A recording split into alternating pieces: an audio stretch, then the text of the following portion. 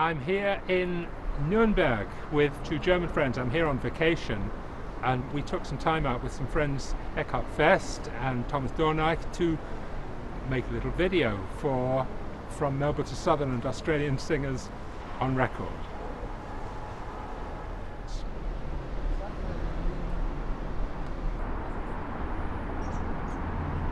Well, Melba had a tremendous effect, there's no question about it. She was the first pupil to go to Madame Marchesi in Paris to learn, and she went to Paris on the recommendation, amongst others, of a retired Wagnerian singer who was also a pupil of Marchesi, who was living in Melbourne, and she was called Elisa Wiedemann, and she had married an Austrian, and she gave up her career when she married him, and she taught in Melbourne. And Melba by this time was already married, she had a child, and she had already the beginning of a career as a professional singer, but she knew that she needed a kind of polish to her technique.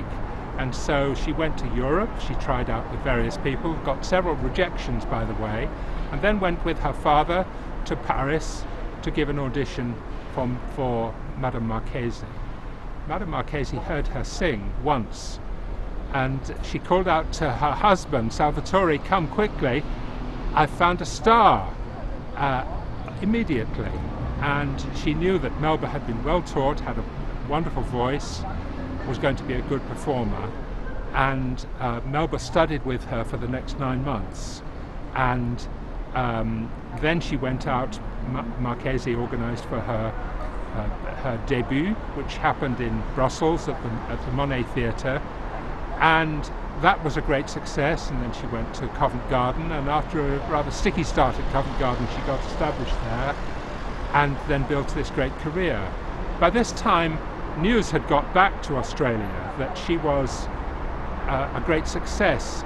In this young Australian was a great success on the opera stage. And so other Australian singers started coming, and by the time Marchesi had finished teaching, at least 60 Australian girls, well, Marchesi only taught women, around 60 young Australian women had come to Paris to learn with Marchesi, many of them becoming stars, others having lesser careers.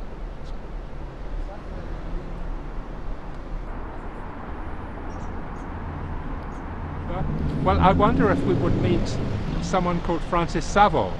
Savile had become, really in the years following Melba's launch in Brussels, Savile became a great star at the Hofoper, the court opera house in Vienna, in the company of Gustav Mahler. Gustav Mahler, of course, we remember now mostly as the writer of great symphonies and song cycles, but in his own day he was the leader of one of the greatest opera houses and greatest opera companies of singers in the world. Francis Savile had originally toured with her parents' company all over Australia and New Zealand, starting out as a teenager, singing many, many roles, starting with small roles and then graduating to much bigger roles. And she had heard one of Marchesi's pupils, who was an Austrian, well, a Croatian as a matter of fact, but part of the Austro-Hungarian Empire, Ilma di Murska, who had toured in Australia and had caused a sensation with her singing. And the young Francis wanted to know who had taught her, and it was, of course, Madame Marchesi. So following Melba, she went to Paris and studied with Marchesi, and again made her debut in Brussels, and then later on went to Covent Garden and then to the Metropolitan Opera House and to Vienna, where she stayed for many, many years. Unfortunately, unlike Melba, who was recorded extensively, when Melba finally gave in to the idea that recording was a good idea, Savile only made a handful of records, and they're very rare. And so in this set, From Melba to Sutherland, we include just one of her very rare recordings. And she's, I think, more or less forgotten now as a star Australian singer, but she was undoubtedly one of the greatest.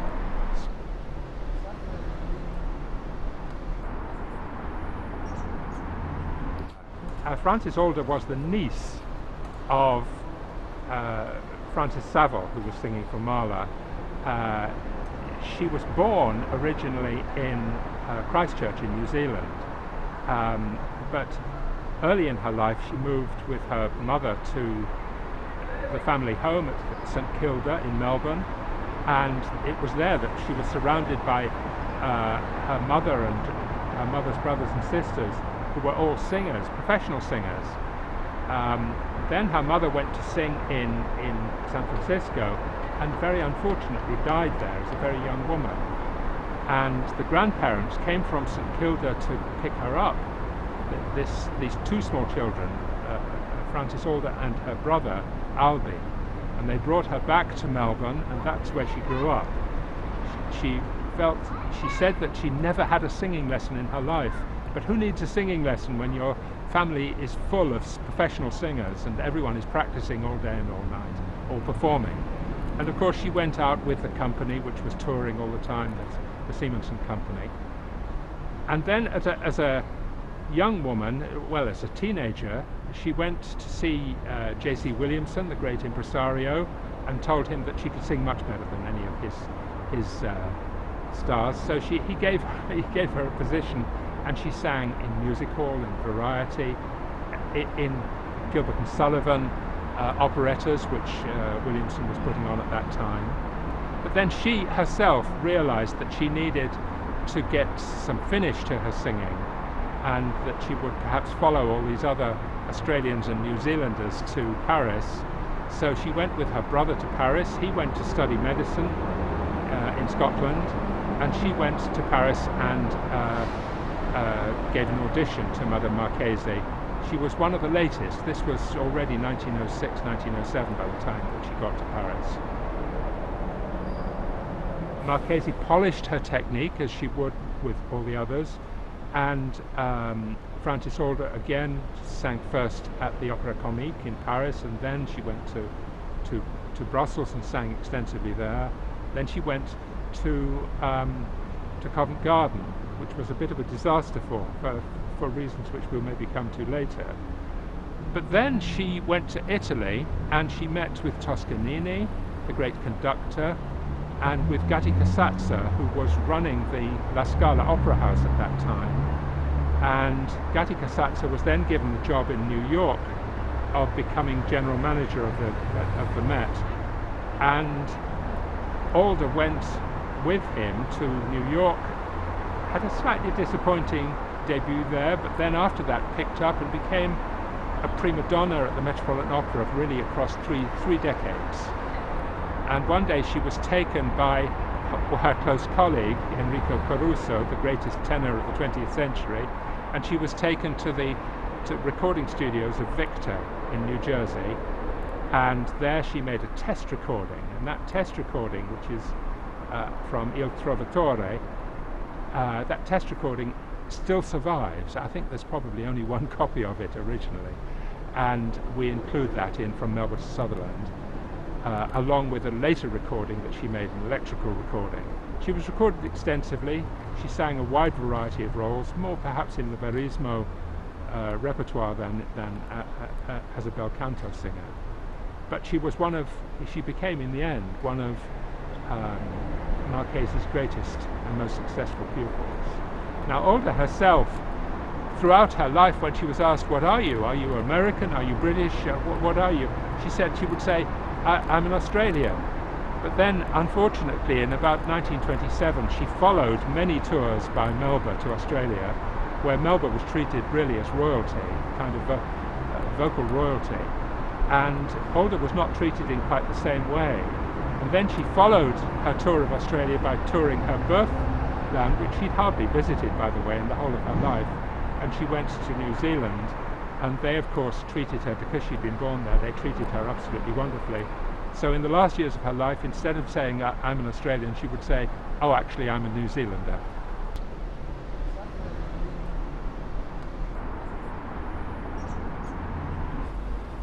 Alda and Melba, this is, it's an interesting story, and I don't think anybody really knows the truth. But there's a story that at the beginning, when Alda went to make an audition for Marchesi in Paris, that Melba was in another room and said, she overheard Alda singing in the other room, and she said, you know, what a shame about that girl, she has no voice. But then Melba was often rather rude about her people that she perceived as competitors.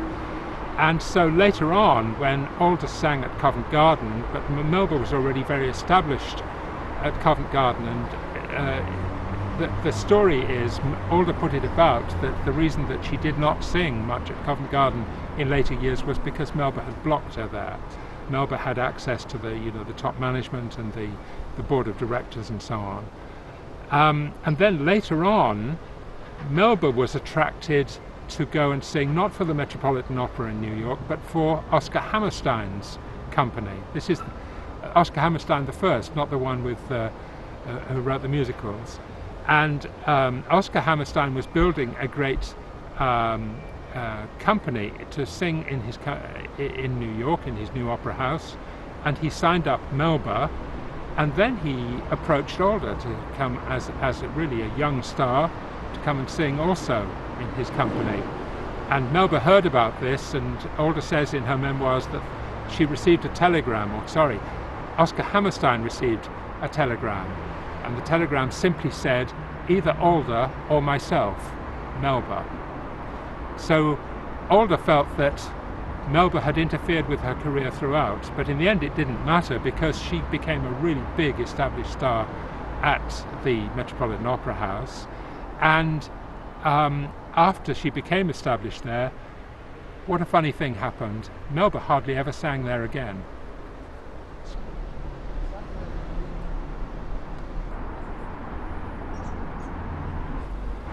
Well, I think the story of Violet Mount is a very interesting one. She was, again, a singer who sang. She was born in Melbourne. She performed in Australia and New Zealand quite extensively, toured with various opera companies, was well trained, and eventually decided to come with her family, with her parents that is, to England, and doubtless had tried to get into Covent Garden or one of the other opera companies in Britain. Clearly didn't succeed and had to do something else. And so it was at a time when it was acceptable for opera singers to go and sing in the music hall, which up to that time had really been a much more lower class kind of entertainment with much more popular kind of singers. And Violet went and auditioned, but her father was very reluctant about this and decided that it wasn't really quite the thing for a young lady to go on the music hall stage. So they decided, and I think it was the idea of her conductor, that she would become l'incognita, or is it l'incognita? I'm never sure which way you pronounce it. And she had a mask, and she had her costume, and she went on stage as the unknown one, incognita. And became a big star of the music hall and performed for many years and made recordings, some very good recordings. I mean, really excellent singing of very difficult music. And the story went around that maybe this was some other famous opera singer who was earning extra money, moonlighting in the music hall. And somebody suggested, was it in fact Luisa Tetrazzini, who was Melba's great competitor? But of course, in fact, it was Violet Mount from Melbourne. And Violet had a long career, made these recordings, and one of the most successful in my view, is included in From Melba to Sutherland.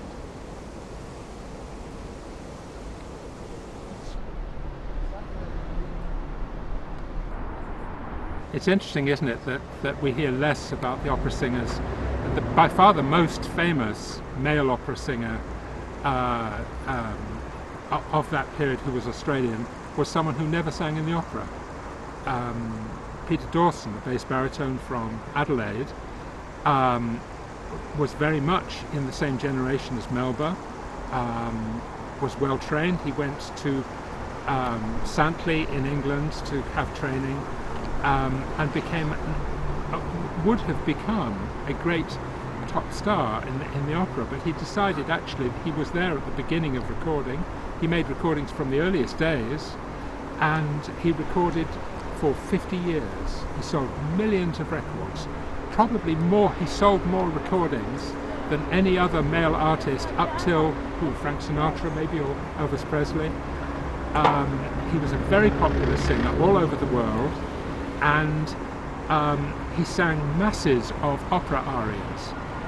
But he performed at Covent Garden and one or two other places early in his career, but he decided it was very hard work, learning all these great roles and learning not just how to sing them, but how to perform them. And actually, he wasn't going to get paid the sort of money that Melba was paid for performing. So he decided to concentrate very much on recordings. And beside Peter Dawson, were there any others? Well, there were many, of course, and one of them who was a great favourite in the 1920s and 30s and 40s was a man called Malcolm McEachern, and he was another bass baritone. He wasn't. He was a bass, in truth. He had a wonderful deep voice, and again he would have made a tremendous career on the opera stage, but decided in fact that he would become a variety performer, and he formed a double act with B.C. Hilliam, who was a sort of light tenor, and they became Flotsam and Jetsam. And this really high-class bass singer sang duets and funny songs that were mostly written by Hilliam, and we have one included in this particular compilation, which is Izzy and Ozzy, and it's a riot.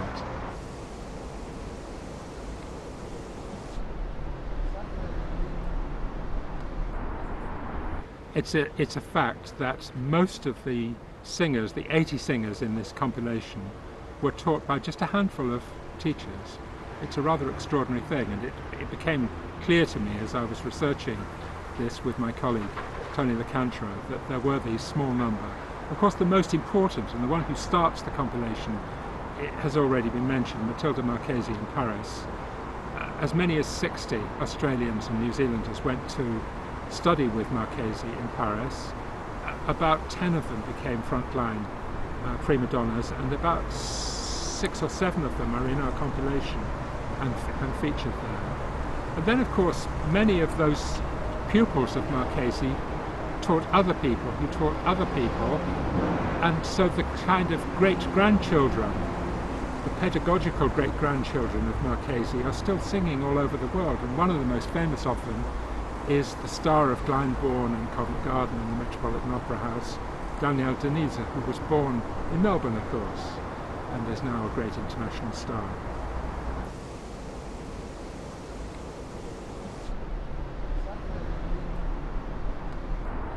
Well, Walter Kirby, it's interesting that Walter Kirby, if he's remembered for anything at all now, it is because he incurred the displeasure of Melba.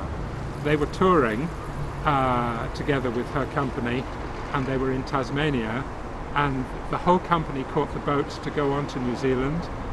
They were going to perform first in Dunedin in New Zealand, and Walter Kirby missed the boat.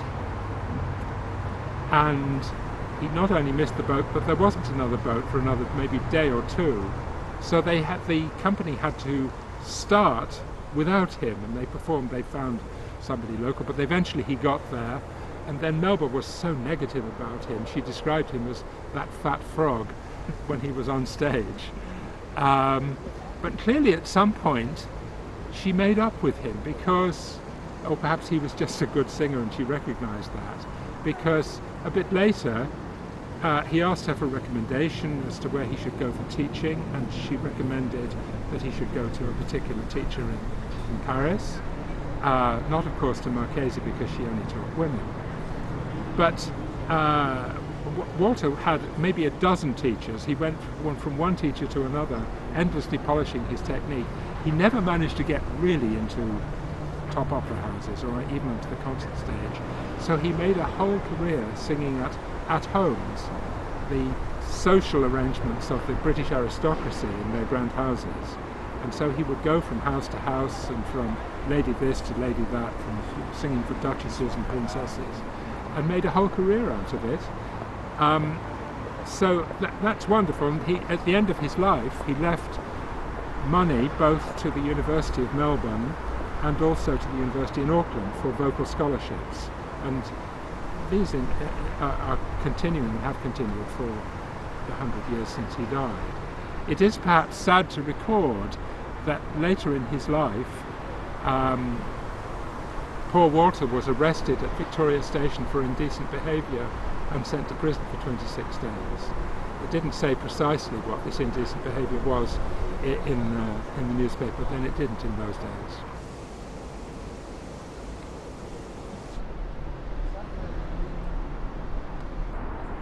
Well, it's interesting that so many of the earliest recordings here are very, very rare.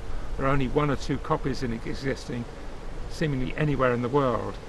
And the one I thought I would mention to you is the recording we have of Cyrille Lamont. Cyrille Lamont was the first woman to be recorded in Britain, or anywhere in Europe for that matter, by the founders of the gramophone company had come over from America. They'd set up a studio in Maiden Lane in London, and they wanted somebody to record. They wanted to get started. They had their equipment, they had a studio down in the basement in Maiden Lane, and somebody said to the main producer there that there was a singer singing in the restaurant next door, which is Raw's Restaurant, which, as many of you will know, is still a restaurant in Maiden Lane. It's still functioning. It's a very famous restaurant. It's perhaps one of the oldest restaurants in London. And Cyrille Lamont, who had been trained, very well trained as an opera singer, and toured again in Australia and New Zealand for several years. She had come to London, and like Violet Mount, she had not found a home in the opera house, so she went on the music hall stage, as several of them had to. And Cyrille was found as this sort of singing assistant. She was perhaps helping people, pouring drinks and clearing up, and also doing singing performances in Raw's Restaurant. And she was brought into the studio. She made 16 sides for them, but they're very, very rare, as I said, and one of them we've been lucky enough to find to put into From Melba to Sutherland. It was recorded, it's very scratchy, it was recorded on zinc. This is before wax recordings, 1898.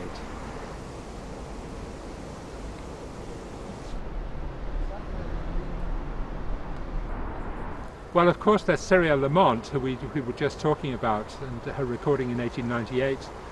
Then we also discovered something that nobody, I think, knew existed. One of the most successful composers of the last 100 years, or 110 years, in Australia was Alfred Hill. And Alfred Hill worked for so many years at the Conservatoire in Sydney and composed operas and symphonies and string quartets, but he also composed many songs. One of his songs was a Maori song from New Zealand, or not from New Zealand, but based on New Zealand, Waiata Poi. And we found a test recording of this made by HMV in the 1920s, and it's the most lively kind of performance. He wasn't a great singer. He's accompanied by his wife, Miri Hill, and it's an absolutely tremendous performance, and it's included in our compilation. Another interesting one is made by the baritone Harold Williams, who was recorded extensively throughout his career and was much loved during his lifetime, his working lifetime. But late in the 1950s he made a test recording in Sydney, which I think nobody knew existed anymore, and we managed to pick up a test version, a test pressing of this recording. It's Old John Backs. It's really a song about Cobb and Co. It's a real Aussie song. There are many great Australian singers of Wagner, and perhaps the greatest of them all was the soprano Florence Austral, who came originally from Australia and again went to Europe and sang all over the world in the 1920s and 30s and was a great Brunhilde. And she was recorded as part of the first recording of the ring cycle of Wagner in the 1930s, and there were many great singers in this ring cycle, and we haven't included particularly them in this compilation. What we have included is the test recording she made of Brunhilde's battle cry from Die Walküre, which she made in order to find out whether her voice recorded well, whether she would be good for this role. And she's absolutely marvellous. But she, of course, wasn't the first Australian to make recordings. Long before her, several decades before her, a basso from Tasmania, Lampriere Pringle, what a splendid name, now pretty well forgotten, became a Wagnerian singer of major bass roles, both at Covent Garden and at the Metropolitan Opera in New York, and he was recorded, and he is included also singing Wagner in our compilation.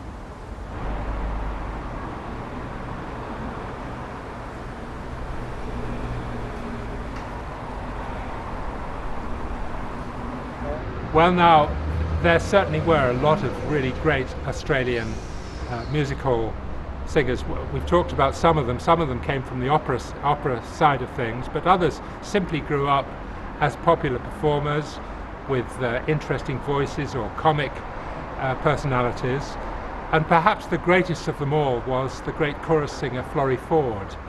I mean, Florrie Ford now, I find, is not really remembered in Australia, yet she was a great, great star and sang songs which Australians to this day still know. Pack up your troubles in your old kit bag, Tipperary, Down at the Old Bull and Bush. These were all her great hits.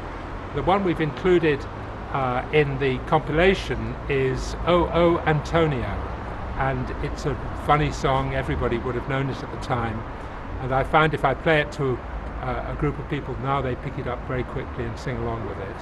She was a great, great star, and she sang at many Royal Variety performances and sang all through her life until eventually she sang in the war to some wounded soldiers and went home that afternoon and died in her hotel in Scotland.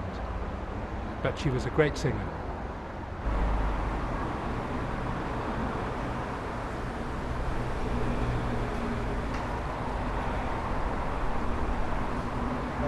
It's an interesting question as to whether Sutherland overshadowed her contemporaries as Melba did in so many ways.